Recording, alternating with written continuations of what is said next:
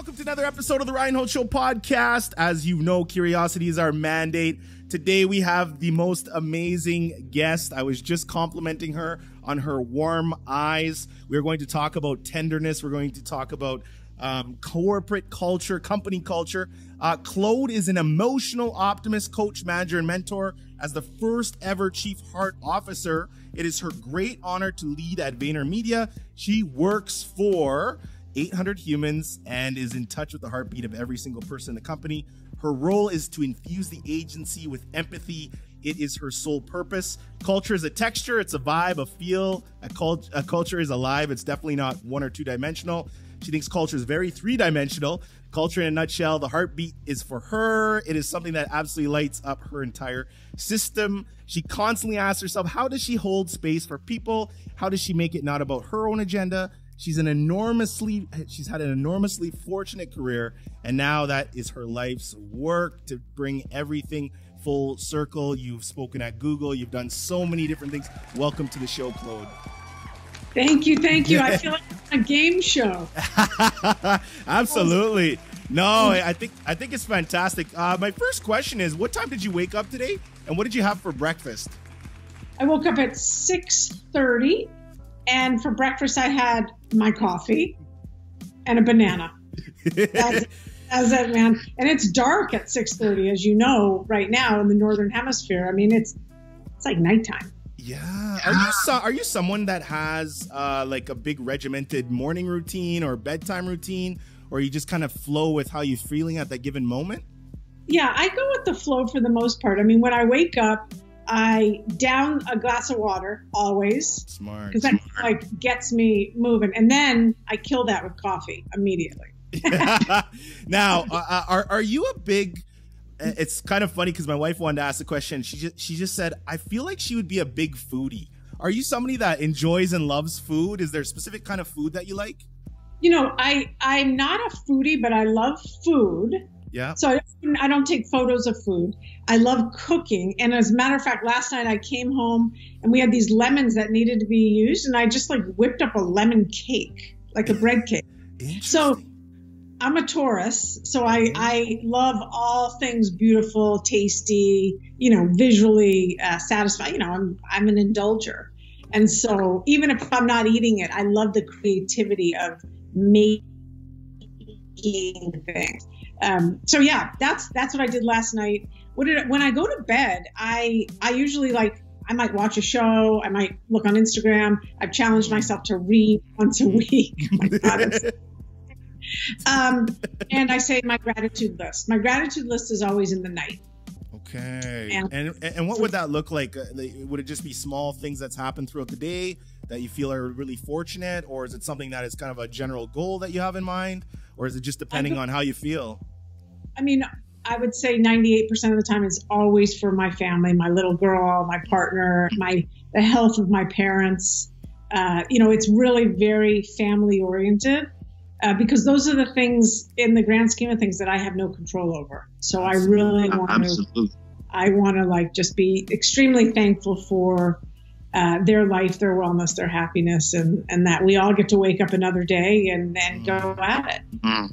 Is this your first child? Yes, it is. Now, so me and yours, first of all, I'm a Taurus. My birthday is April 22nd. Nice. When is your birthday? What day and month? May 2nd. Okay. Everybody says we're the bull. I'm like, I don't know. I'm on the cusp of an Aries, so who knows? When it comes to, it's so funny because you talk a lot about managing people, really understanding people, connecting with people, figuring out what their heart center is. I wanted to ask you, being a new parent, are you going to take, or have you kind of set a game plan as to how you're great at talking to adults? Are you transferring any of those skills into becoming a parent and dealing with that? Have you thought about that? I have thought about it. I mean, I've so thought about it because, what they say is, in Jungian psychology, at least, they say, we are always trying to transfer our unmet needs of childhood onto our children.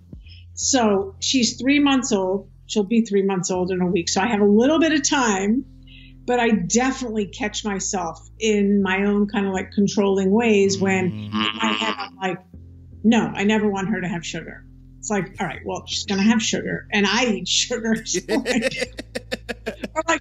or like I want her to be a tennis player. It's like she could be a figure skater for all I know. You know, so I think getting my head wrapped around as she starts to develop this personality, like getting my help, like whoever she wants to be, you know, free to be you and me. And I'm all about that. I want her to be happy. I want her to be happy. It's really interesting because I feel like, especially, you know, I always said before I was a parent, I would never ever speak to parenting. I would never give an opinion on parenting because I just felt it's just not responsible for me to give an opinion on something that I don't have any clue about. And when we had our little boy, I mean, it just changed. It was really game changing. And you really kind of, you know, I think self-doubt sometimes is good because even to this day, I kind of walk around, I'm like, am I the best father that I possibly can be? Am I going to be the best human that I possibly can be for this person? And we were having the conversation about, you know, the one thing I don't want to do is ever pass on my, you know, my goals and dreams onto my child, in the sense where I want them to have a safe space to really grow and figure that out for themselves with our full support. That's it. I think that's entirely it. As a matter of fact, like I've been using the term brave space lately. And I've just been flipping it a little bit. Like safe space is actually what it is, but I've been using the word brave space as like, I want to make sure that they feel that they can, yes, of course, be safe and they belong, but like they can just like take a risk with me. Absolutely. They can be brave. So I mean that for like all 800 people. I just mean that for everyone.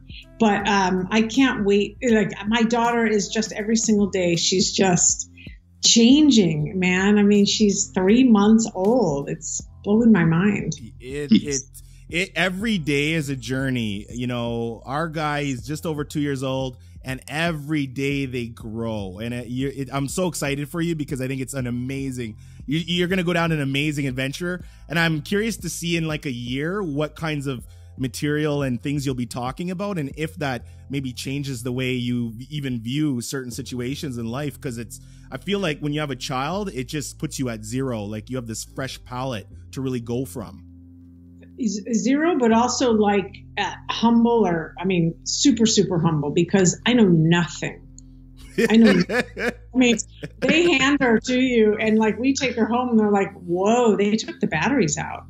Like she was so chill in the hospital, and now we're like, "What do we do?" You know, like.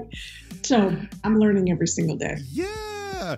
Okay. So Chief Heart Officer, for everybody who's listening, she's the Chief Heart Officer for Vaynermedia, which is owned by Gary Vaynerchuk and started. I don't need to talk about Gary because I think a lot of people know what Gary's about. Go Google the guy. He's everywhere. How did that come into fruition? You seem to now be an envy of a lot of your peers in the industry that are in HR, which I know you say you're not really HR, but a lot of people say, man, how, like, you have this autonomy to do absolutely, you know, anything you want when it comes to dealing with the people, and then trying to scale what Gary's trying to do inside of his human machine. How did you come into that? Is it something that you were kind of strategically trying to put forward, or is it something that just the universe kind of aligned for you? Yeah, universe totally aligned. I mean, the universe aligned that Gary and I would meet. I think that's the first thing. My best friend introduced us, and we hit it off, as anyone would hit it off with Gary, because he's just so magnet. I mean, he's a magnet. He's magnanimous. He loves people. And I started here as a senior vice president of Unilever. I worked on an account. So I was very much carried on my career as being a strategist and a client service person. And it was very apparent to him very early on that I was similar to him. I had a very similar DNA in terms of positivity, finding the magic in people, really trying to unlock them, help them kind of steer towards more self-awareness. And very early on, he would start asking me to just go to these other offices and, you know, just go do that thing that you do. And I was like, cool. That was kind of my life. I'd always done that thing that I do. You know, yeah. I got paid a different way to keep the lights on, but like I was just me, right? And so I started doing that. And what happened was a year into my career with Gary, I got that big, big voice again in my head, which I had 6 years prior, 10 years prior, which was, you only want to work with people. I really thought I was going to finish my MSW. I wanted to go back. I just love the people part of it. So I went to Gary, the biggest entrepreneur and salesperson in the world, and I said, listen, I love you. Thank you so much for this opportunity. I'm going to leave. I literally was like, I'm going to leave. No harm, no foul. This just isn't what I want to do. I don't want to sell anymore. He said, what is it that you want to do? And I said, I only care about people. I only care about the heartbeat of this place. And we didn't have an HR function. He and I had considered HR to be heart because, look, I mean, HR is all about people. So I don't think, to me, that's very common sense. And so one thing led to another. And soon enough, he said, look, I want you to be the chief heart officer. And I mean, Ryan, I knew what that meant because I had already been the chief heart officer here as a people as a manager, but that's who I am. I mean, that's like that. That's the only way I know how to live. My parents used to say, quite a bit, like, you think too much with your heart, you think too much with your heart. And as a 13-year-old, 15-year-old, 16-year-old, like that hurt me. Not that they meant to hurt me, but they were trying to protect me. But like, that's what I had. I had to learn to be a critical thinker. Learn to see things as 3 and 4 dimensional, rather than just like a part officer, and the rest is history.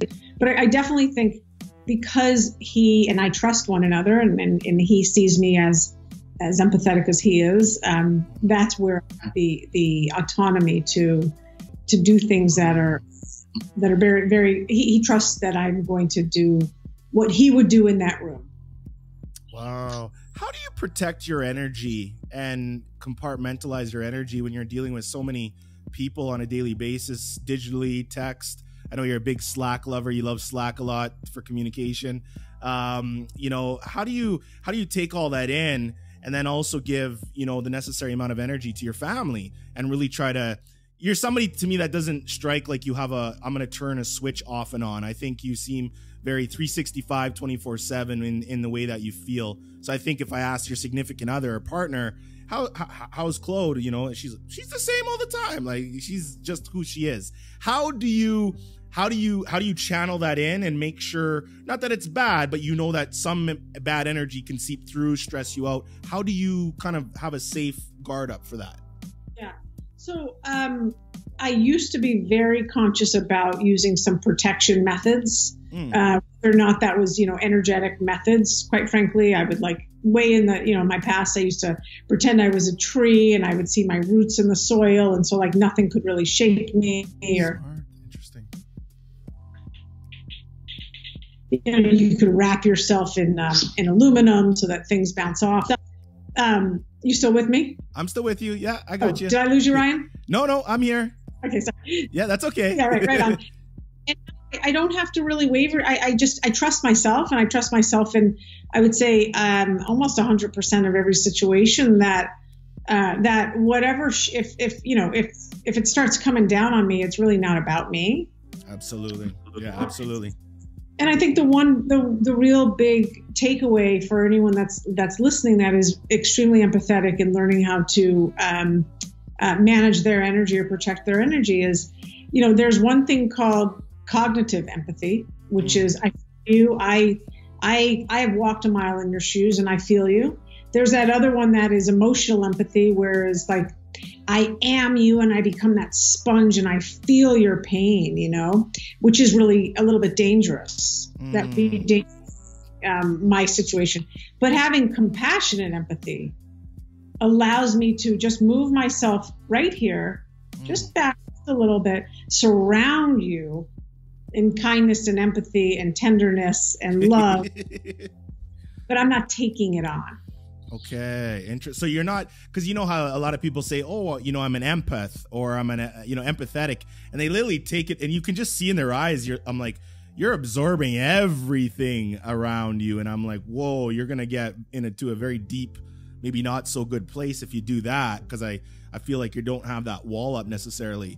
So for you, just I think it's an art to be able to relate to people, to be able to be empathetic. You've really mastered this craft of being able to make people feel very important, very heard, very, tender, loved, supported, and do it on a scale basis. And a lot of people just don't have that ability. So do you think that's something that you are kind of born with and you've learned how to manifest and create, or can somebody kind of learn this?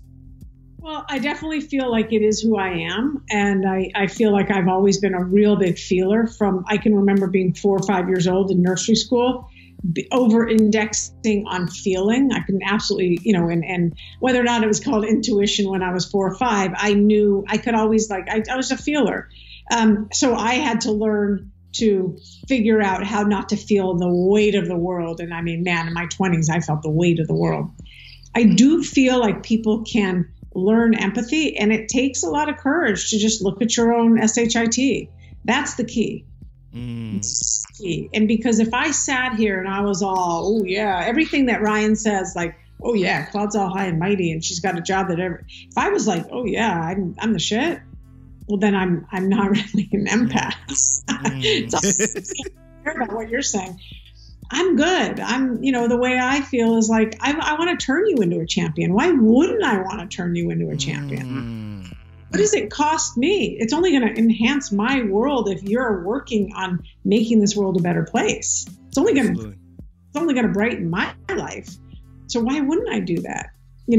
That's kind of where I come from. And my parents, my Nana, who I talk about quite a bit, extremely generous spirits. And so I think I had great role models in my life to pick and choose the things I wanted to embody.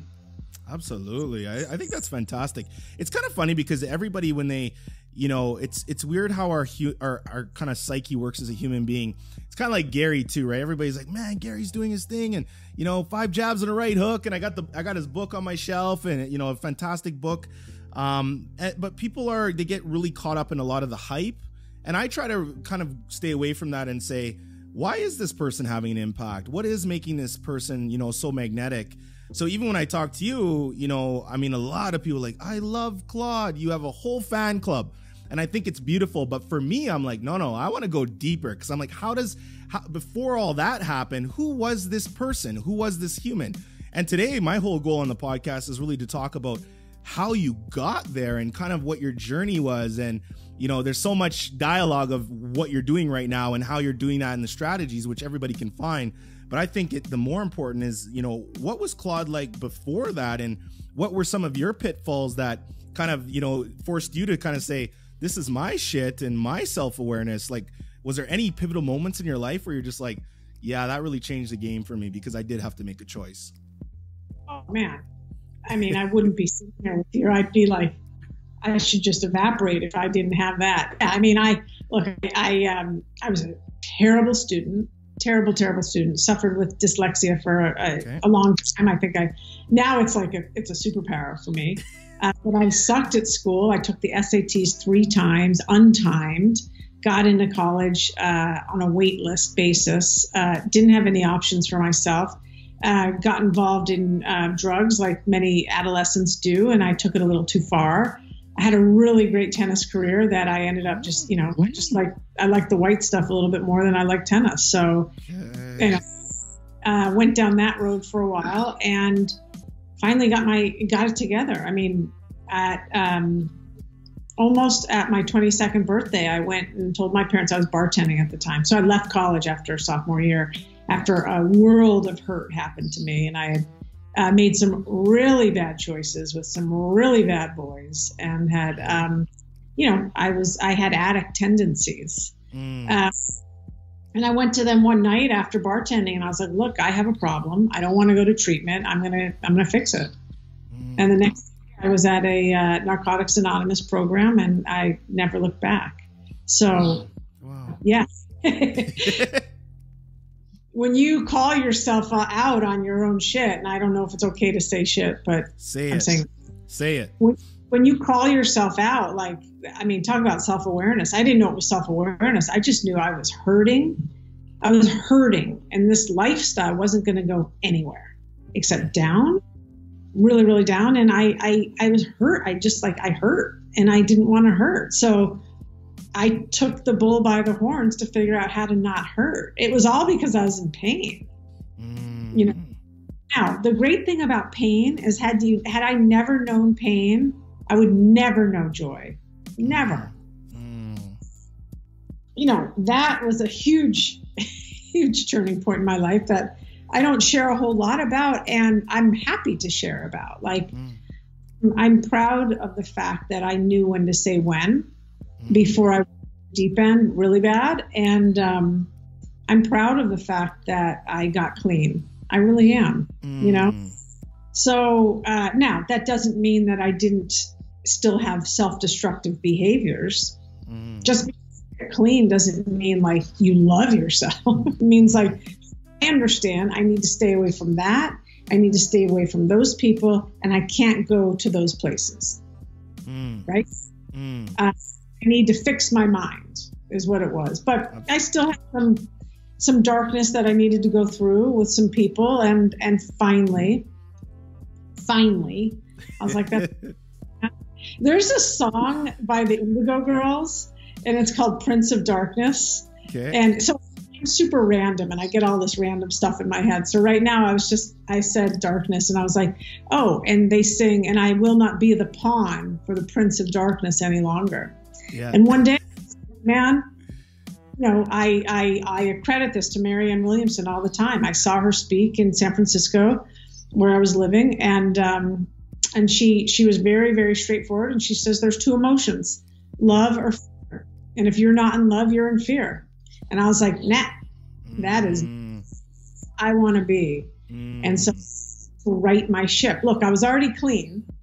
So I had that. Okay, I didn't have to worry about that baggage anymore. But I had to start to I had to get real, and I had to get busy on learning who I was and who I wanted to be. And that's when I got even deeper into myself and excavated some demons. And as I was doing that, I made way for a lot of happiness, joy, and curiosity in my life, which I had kind of stuffed for a while. I feel like our world is, and for those of you listening, I'm just staring at Claude's eyes as she's talking, because I see this whole story that's playing through her mind as we're talking, because she's going back in the day and saying, man, and I know there's specific moments she can probably see, and I really love it because I can feel it. I feel like life, like I'm a big advocate on the subject of like education, because I feel like I'm based in Canada, you're in the US, but we go to junior high, elementary, high school, all that. The way we were taught was so like as an assembly line. You know, one teacher said it to me best, and she said, Ryan, when a student graduates out of high school or their senior year, basically what happens is they're kind of like a piece of product that gets put out into society with a student number, almost like a car coming off a manufacturer, like a VIN number. Super true. Super true. Now, I feel like because of that, it's leading people to, well, go to university and pick a job that you love. We don't even really know. I didn't know myself at 18 or 19. You know, I could have never predicted, where I am now. I just wouldn't know that. So I feel like, the system is a little bit rigged on not bringing out the best of people, so to speak. Because my biggest thing was always like, I don't see a career that I love. I don't know that. Entrepreneurship, wasn't sexy back then. It wasn't cool to go own a business. And people would tell you like, man, you're nuts. Why would you go do that? That's the stupidest thing you could ever do. But now, of course, it's like, and Gary says that, rock stars and everybody wants to be an entrepreneur and a number one. And it's like, well, no, that's not good too. Like, you got to be self-aware. What is your opinion, especially when you're, dealing with your team and onboarding and stuff like that? Do you see a lot of that kind of school dust on them when it kind of transfers over into the real world, into your world? I do with certain segments and certain cohorts. So, we're almost 90% millennial here. Yep. And that starts that's a first job out of school. Some of them don't even go to school. We don't require a college degree. I stripped that away from all of our jobs because, look, I mean, that just like limits a lot of the population that we want. But that population that's coming in is coming straight from school, and it's very structured for them, and it's very competitive for them, and it's very black and white. If I do this, then. And the fact of the matter, and what we try to contribute to here, is people being their own architects of their career. And so, yes, there is a job. There's a job description that you will get when you come in and get your job. Awesome. That's great. However, the way you do it and Jack does it and Sally does it and Sue does it is going to be different, thankfully. And we get slightly different values and different creativity into how someone's going to put their je ne sais quoi into a job. We don't want apples assembly line. Thank you. No thanks. However, like I want to recognize people that are writing code. Yes, of course. You got to write code. There isn't a whole lot of creativity if you're going to be like, you got to make the website look like that. But it doesn't mean that you're not going to bring some kind of passion to the culture. Absolutely. No, I think that's huge. I watched a few of your talks. I watched one at Google, and I can't remember the other one, but it's kind of funny because I watch you speak in front of a crowd, and you kind of say certain things, and then you're kind of like, okay, are they picking up on this? Are they digging this? And you're like, and then you'll just come out straight up and say, okay, guys, like, what's up? You got your hands in the air. Do you enjoy speaking in front of crowds? Is it something you've had to learn to do? Is it something that comes natural? Is it something that's not natural at all? How do you feel? How does that work in your emotional ecosystem? Yeah, I love it because look, I'm goofy. I'm playful.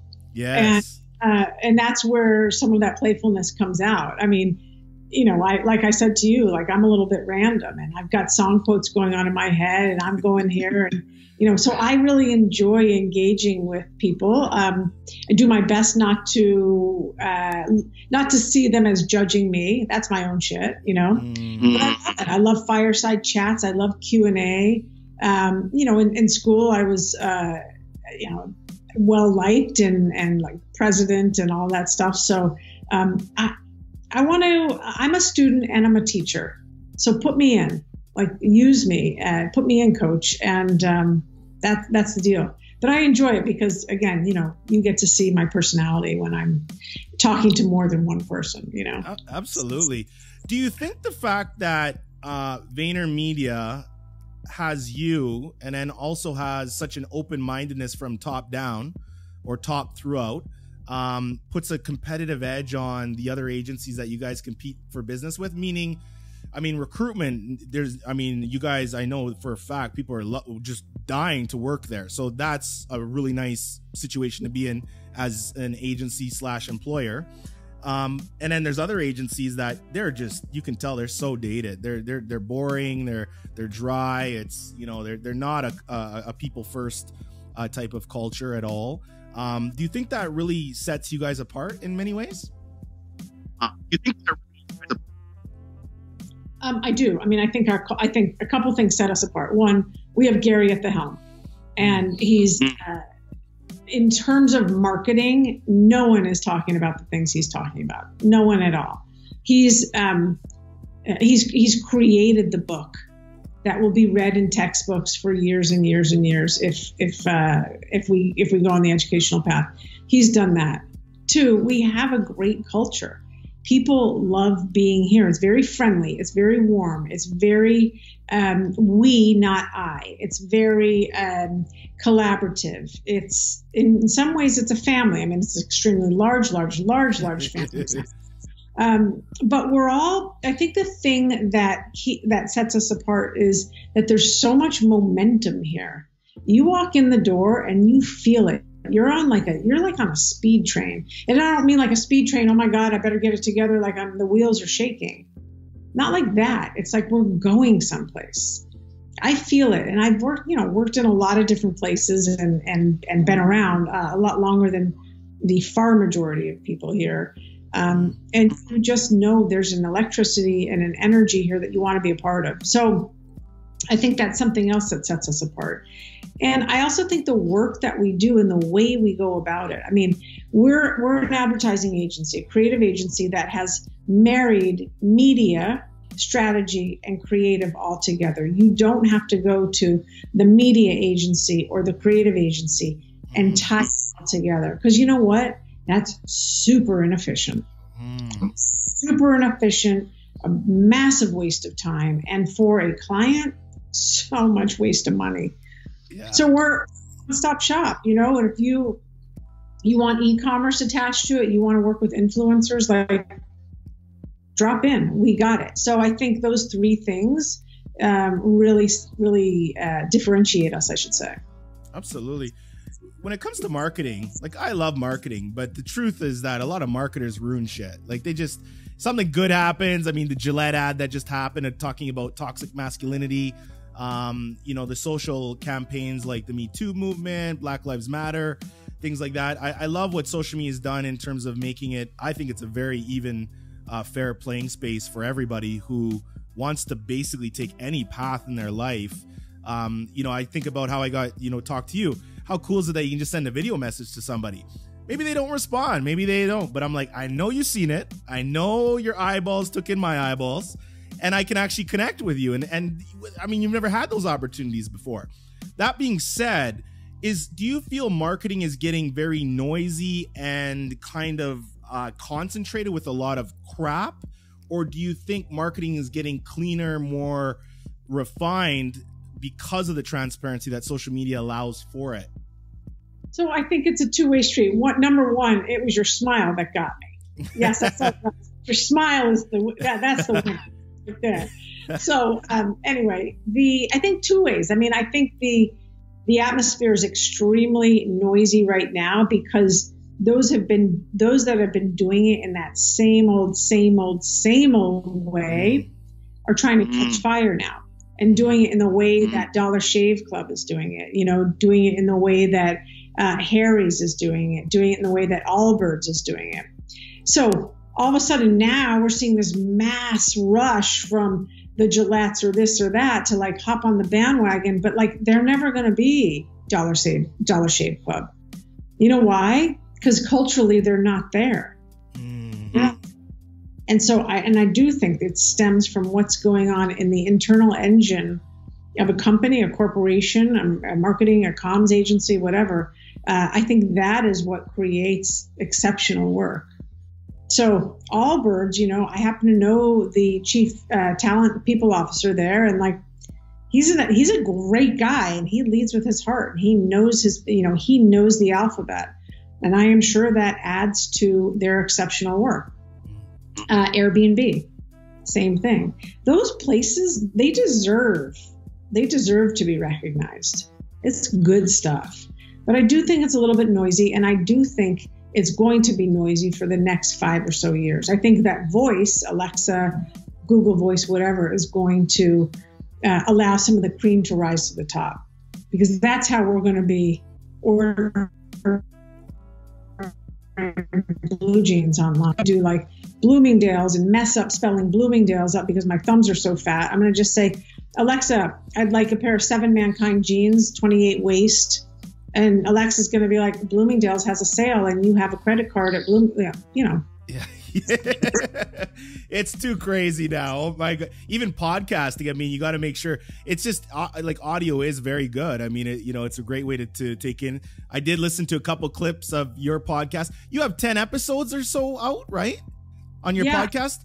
Yeah. And you know what, though? They're like 1 to 3 minute clips. So it's I was so shocked by that because I went to it on iTunes and then I'm just looking and I'm like, I listened to one and I didn't even like look at the time, and then all of a sudden it was done and I'm like, what? Wait. I'm like, oh, it's like 34 seconds and it's just like, I felt like you were just kind of like, I don't know, sitting or walking or talking or just having a thought, and you were just like, I'm gonna record this right now. That's exactly what happened, which is why the sound isn't that great. I just did 3 podcasts the other day. I like to put things out in bingeable formats because that's the way I consume, and I want them to be small clips. But I got some better equipment now, so they're. But what they are, Ryan, is they're either just like me walking and talking, or a couple guys that I talked with, and we just have like deep conversations on life. That's what I'm doing. So. What I'd like to do is start to interview kind of like the every man and woman. Nothing, I'd like to almost do like man on the street type of interviews. You've heard of Humans of New York, right? Exactly it. That's exactly it. Fantastic. I mean, I remember that concept years ago, and it was actually my wife that uncovered it, and she said, just check this out. And it was captivating for me because it was just somebody going around taking pictures of just random people and then asking a little bit about their story. You're very right. I'd like that, you know, even on our podcast, we try to get, you know, some notable names and stuff, but probably 80% is just, we've had police officers on, we've had firefighters on, we've had paramedics on, we've had social workers on, you know, just really cultivating, you know, humanity. A lot of questions for this episode came in via LinkedIn, but, you know, time permitting. But the one consistent question that always keeps getting asked is, and it was always from HR people and whatnot, was, well, how does she get this fantastic opportunity?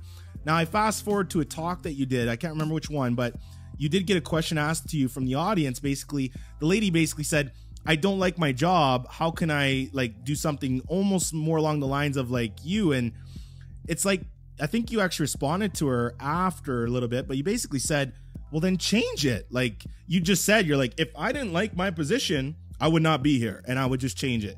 And you know, more or less said like, my time is valuable, but so is my emotional, like, you know, feeling towards what I'm doing. I want to enjoy what I'm doing on a daily basis. How much of it is somebody has to take the bull by the horns? And then how much of it is maybe, well, I'm working at a company, Claude, and this management, they're just not buying into this. Should they go? Is there room for them to maybe change things? How long should they try to fight that battle for, or should they try to fight that battle? So last night I did my first Instagram live and I got the same question. And I love the question.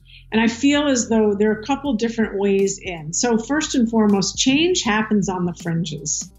Like, so if you want to change culture, it's going to take one or two people to do that. Like cultural changes they don't happen all of a sudden in the center. It takes a while to get a groundswell. So whatever it is, if you're at a job and you don't like the culture and you're not ready to leave it, you can't leave it, you need the paycheck, whatever, start to find those people, create an affinity group. If you are, let's just say you're a person of color and you want to like bring other people together that are of different ethnicities or minorities, start the group. Like, even if you're LGBTQ or you like Dungeons and Dragons, bring together, find your people. That's the first thing I would say. So spearhead that. And I don't think that takes anything other than the desire. That's free. That is super free. Absolutely. The other thing, if you're also at a job where maybe they have someone in the role that you want, or you're like, they just don't see you as qualified yet, find other ways to let your heart live, let your heart breathe. And maybe that's going to be big brothers, big sisters. Maybe that's PTA at your kid's school. Maybe that's going to be starting an intramural soccer club. Like ways to get your heart out there. Maybe it's starting a volunteer committee at your, you know what I mean? Like the thing I want to say, and I said it last night, is like, don't copy me. Like, this is my personality. There's no one else doing the job. There is no job description. Gary said, I said, how do we know if I'm successful? He said, you'll touch every single human being and you'll infuse empathy throughout the agency. Okay.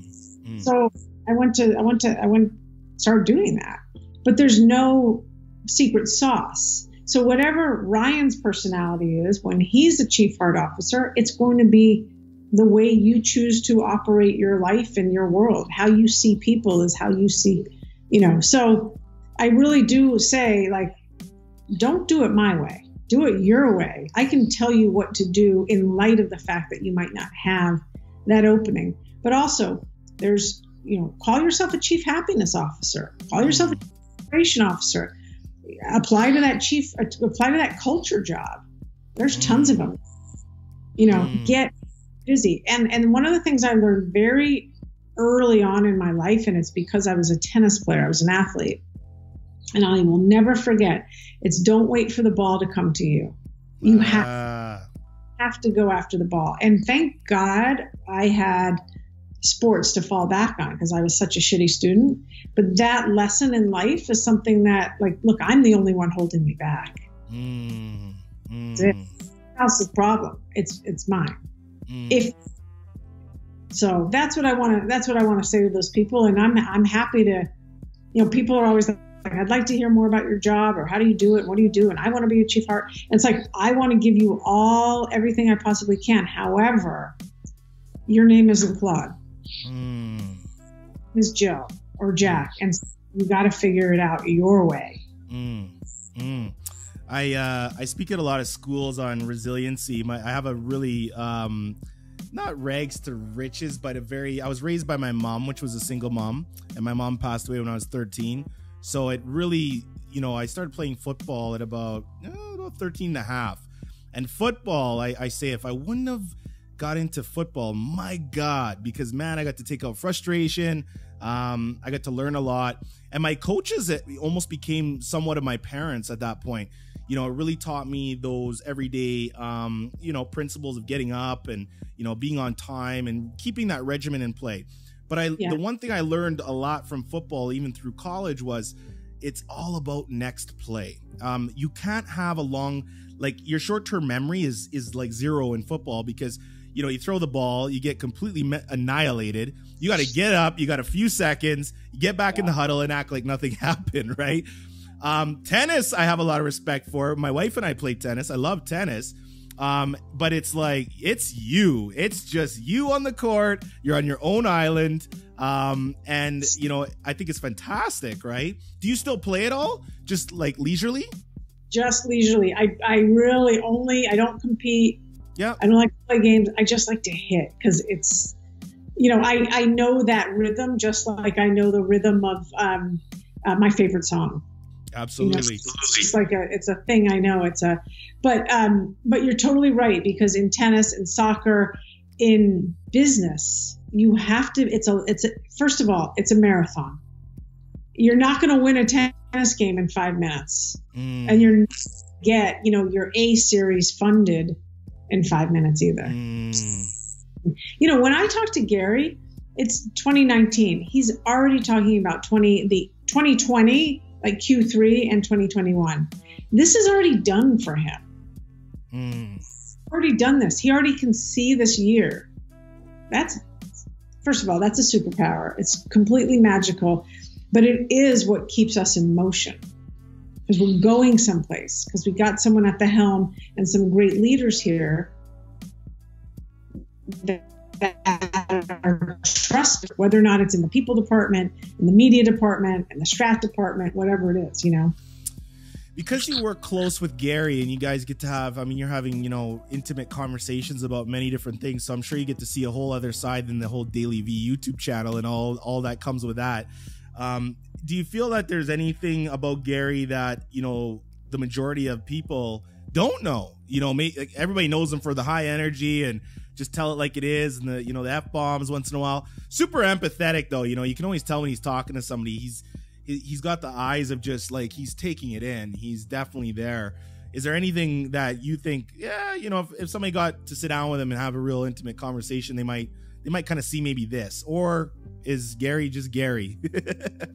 It is definitely what you see is what you get, which I love about him. Yeah. The CEO, Gary Vaynerchuk, is very different than the brand Gary V. Yes, yes. A huge distinction that when you come in here, if you came to Vaynermedia, you're not going to see Gary V. Yeah. You're going to get the grounded individual who's got time for everyone, answers. And I just, I adore being around him as a friend, as a mentor, as a brother. I get so much joy out of being around him. And I learned so much. And I want to keep learning in my life. Absolutely. Absolutely. When you talk about groups, like you said, if you're a person of color, LGBTQ, Me Too movements, you got, girl boss, lady boss, you have a lot of these different groups. I had a great conversation yesterday because somebody said, marketers got to watch in terms of the divisive tactics that they somewhat play in terms of pushing out messaging.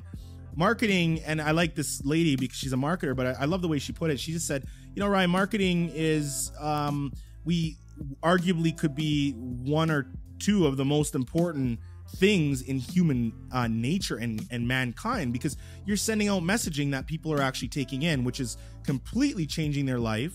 Of course, you have Facebook and all the, data issues that are happening with all that. And I still, people will argue with me on it, but I always say, if something is for free and you're using it and they're valued at billions of dollars, they got to be making money somehow. So I have to take a little social responsibility for what I share, because I know that as soon as I click publish, even though it deletes, it does not delete. Nothing is being deleted.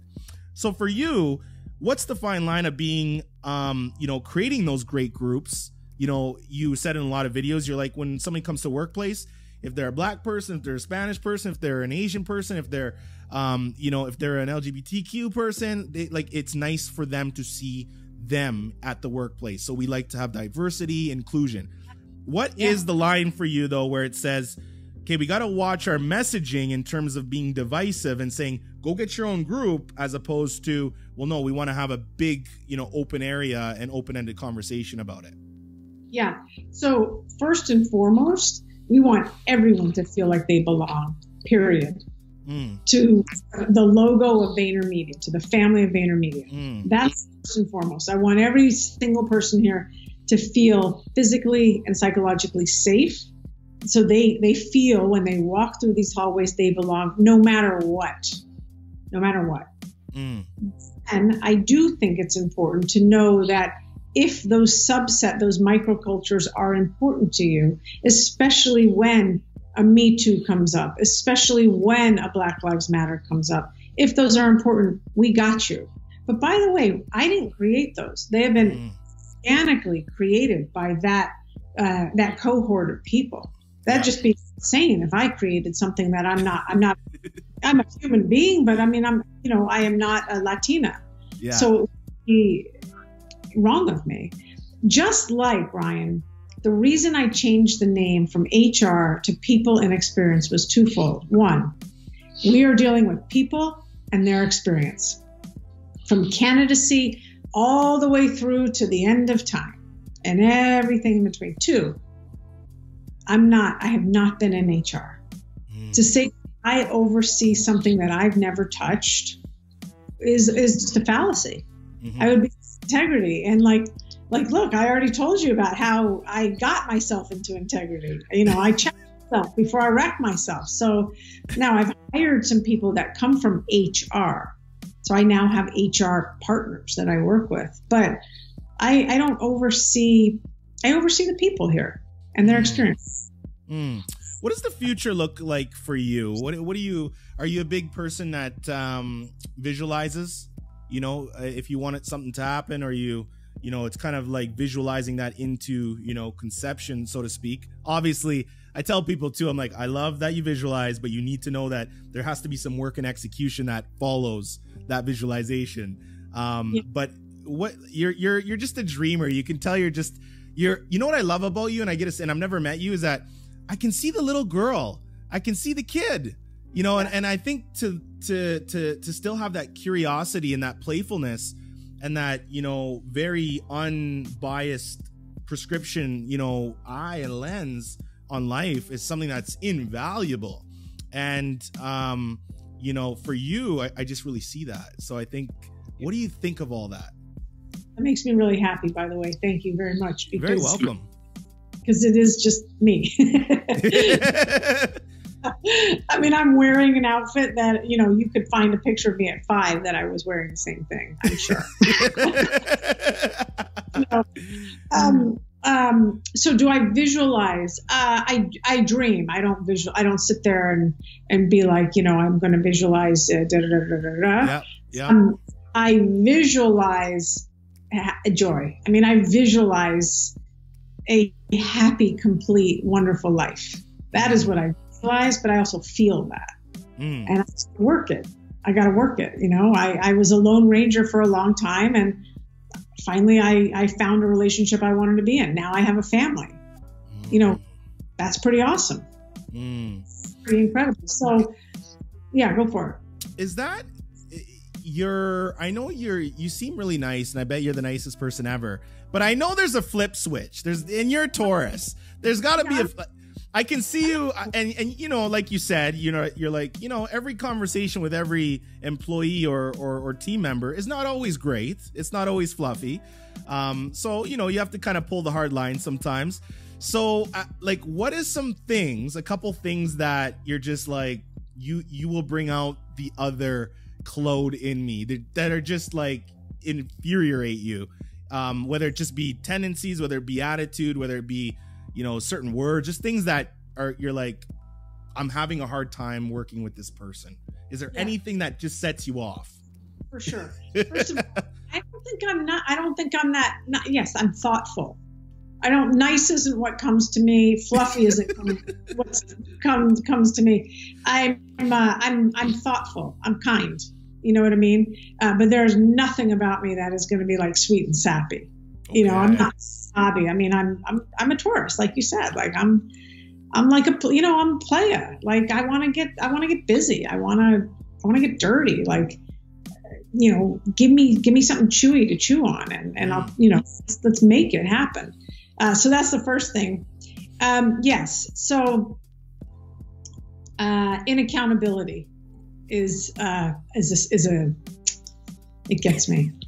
It gets me so bad. It gets me. And it's like one of the things, you know, going back to integrity and walking your walk, I just, if you F up, like, take responsibility for it. Like, don't just like leave it out there in the wind. Like, well, I don't know who's going to pick it up. It's like, well, it's yours. It's your pile of poop. You go pick it up. I'm not going to pick it up. That's one of those things that just like, it does get me. And I have to sometimes like watch the thread of how it got there, or why is it getting me? Like, am I being too emotional about it? Am I being too subjective? Or is it like, literally, that thing happened, that person didn't take responsibility, but it's like landed on my plate somehow. And that's what, when I say sometimes, man, I just want adults to act like adults. That is something that gets me. And, you know, and look, spot it, you got it. Maybe, I don't know, maybe I do it too. I don't know, but. You know what? Claude, for everybody who's listening, anybody who ends an Instagram video with the word peace, I'll tell you this, and people like to associate this word with bad stuff all the time. It's not always bad. To succeed in life and to really push forward, you got to have a little gangster in you. And there's nothing wrong with having a little gangster in you, because when you're sitting there and you're going out and you're getting suited up every morning and you're leaving your home and you're walking through the trenches of life, it's not always pretty, as we know. But the ones that thrive on it, they like to get dirty. Like, it's funny because when I met my wife, I come from a very humble beginning, but have done very well. So I actually used to buy stuff to just buy stuff. Like, I would have a dresser full of shoes that I had never worn because I just didn't have that as a child. And that was a revelation. But I said, if I'm going to keep doing this, why is that happening? Now, that being said, my wife laughs because she said, Ryan, you are so comfortable in uncomfortable situations. I do so well in the gutter. Like, I'm like, oh, this is great. Like, let's do it. And it's probably that one thing that it really helps me to relate with almost anybody in any situation. So when you say you like to kind of roll up your sleeves and get dirty, where is that gangster coming from in you? And I mean, I know you talked about the bartending days. You talked about the early years of your beginning. Do you take some of that? Do you look at it and do you actually take it forward and say, I'm going to leave some of this, but I kind of like some of this grittiness because I think it kind of helps me to maneuver? Yeah, so I think I've always been a very mischievous person. That's what I'm going to say. Playful, mischievous. Like, I'm wicked. There's a wicked part of me, and I don't mean like wicked bad. I should be locked up. Like, I got a wicked sense of humor. Like, I can be, you know, I can prod a bit, and I like that about myself.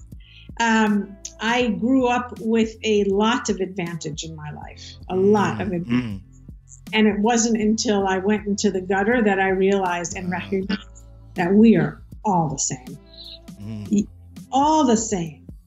Every single one of us. And I tell you what, if you don't think you're the same, you go to a 12-step program and you sit across the circle from that person who has lost everything.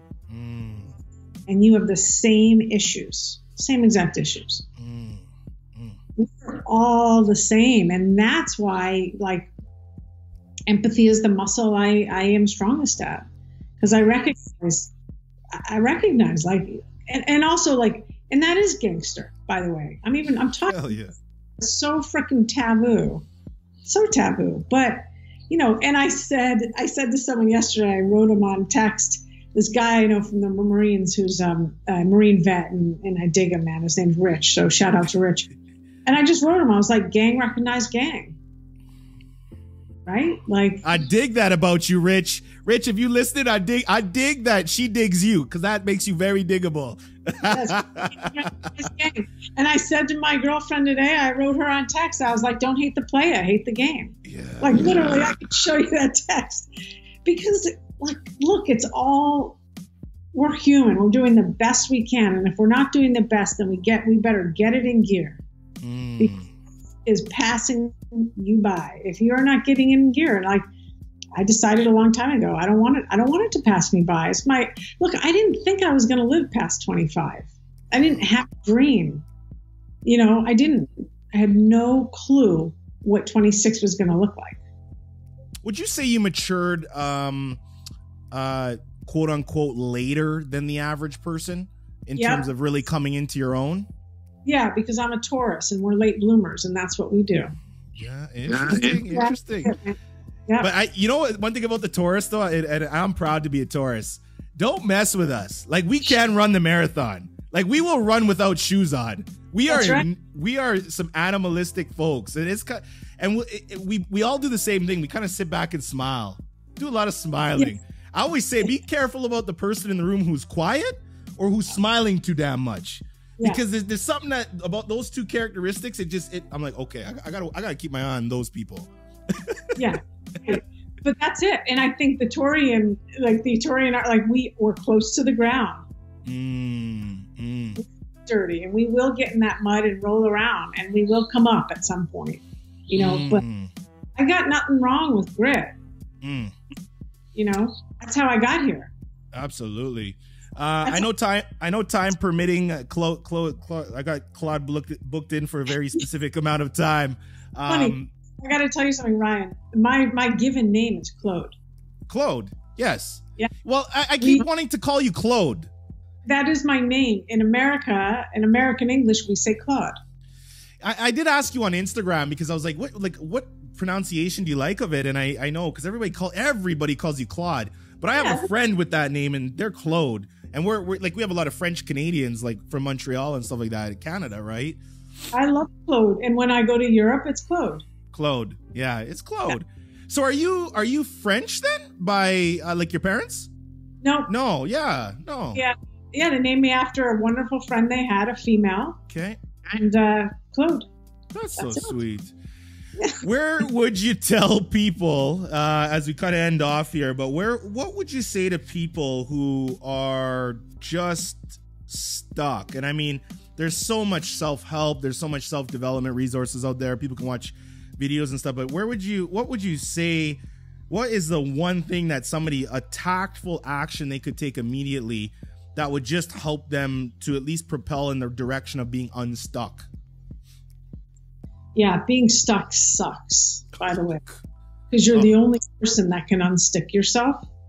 So I think there's two things I would say. The first thing is, and I gravitate towards groups because I think it's important to find that you're not the only person. When you're stuck and you're in the gutter, you have so much shame and embarrassment around you, and that is only going to propel you to be more shameful and more embarrassed. So I would find like-minded people. Not that you're going to wallow in that, but that you recognize you're not alone. You're not the only person that life's gone bad for. That's the first thing I would say. Absolutely. And the second thing I would say is, and I pray that I say this to the person that did have somewhat of either a happy childhood or was a dreamer in childhood. What was it? What inspired you as a child? Inspired you? Was it running through the grass? Well, then you need to go outside and get busy in that vitamin D. Was it reading books and get to the library? I mean, I'm playing a little bit, but it's like, get back to the root of who you were before the shit went down. Absolutely. Because it's still in you. Of course. So that's what I would say. One last question. If a police officer is going to be catching a criminal, can a sheep catch a wolf, or does a wolf, or in order to catch a wolf, do you have to start thinking and really getting into the mindset of a wolf? You got to become a wolf to catch a wolf. Really interesting, because I did just say gang recognize gang, didn't I? No, you don't. Because a sheep has different qualities, and a sheep has different strengths and skills. And a sheep will out sheep a wolf any day. I love it. One thing that is interesting about doing a podcast, and a lot of people, when I talk to them on the podcast and to the audience, the podcast for me was always a platform to really show the curious side. It was a place I could go that I didn't have to worry about saying the F-bomb and the shit bomb and all that. But it was also a place that I felt people could see somebody fail publicly and fail often. So I started on episode 1. My equipment was terrible. I watched, I don't know if you heard of that show, The Breakfast Club, right? Charlemagne the God. I said, man, what kind of mics are they using? The Shure SM7B. So I'm like, okay, I'll get that mic. So all the way wrapping up to episode 51. It's so humbling to learn how to ask for people's time. That's an art. And number 2, it's more humbling when somebody says yes. So the first interaction I had with Claude, which I hate, was I asked her for something. And that's always been my mandate, to always try to build the relationship. So my question to Claude is, if there's anything in this world I can do for you, what can I do for you to provide you with some immense value? That is my last question. So that smile that you have, I want you to spread it more. Yes, absolutely.